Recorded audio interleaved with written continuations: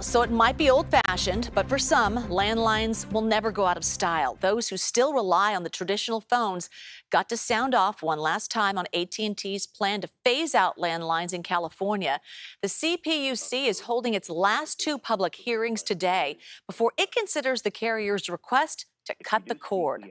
A lot of people who live in more remote areas with shoddy cell service are pretty worried about getting cut off, including Gina. She's a therapist in Marin County who says without landlines, her business will not survive. Our Loureen Ayyoub has her story. Small but mighty. That's how Gina describes her landline. Hey, are you ready for your session? When the San Rafael-based therapist found out AT&T is considering removing landline services in California, her immediate reaction was fear. I felt frightened and doomed because my whole business depends upon my landline. Tell me about While Gina does meet with some patients in person, the majority of her sessions are via telephone or a mix of both in person and telephone.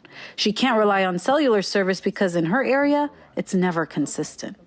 I work with at-risk patients. I'm a trauma therapist, and so I work with patients that have to have their sessions. Can you hear me now? And taking the risk of using a cell phone can be far too dangerous. Okay.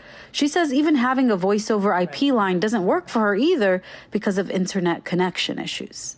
I can't get a modem because of the way the offices are cut up. We can't have different modems in the different spaces. So my landline is everything, bit by bit. It is the critical connection point that enables her to provide consistent care for the patients she passionately serves.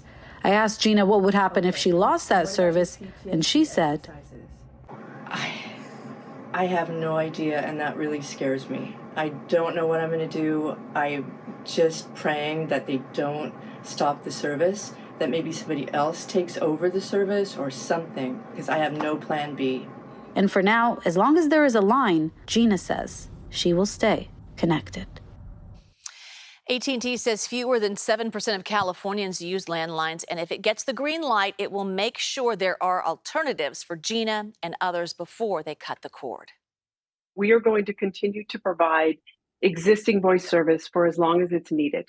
And that is particularly in those areas where there may only be AT&T landline service available to a customer. So several local governments, including San Mateo and Santa Cruz County, have publicly come out against the plan. Others say they will be monitoring the decision, which is expected to come in September.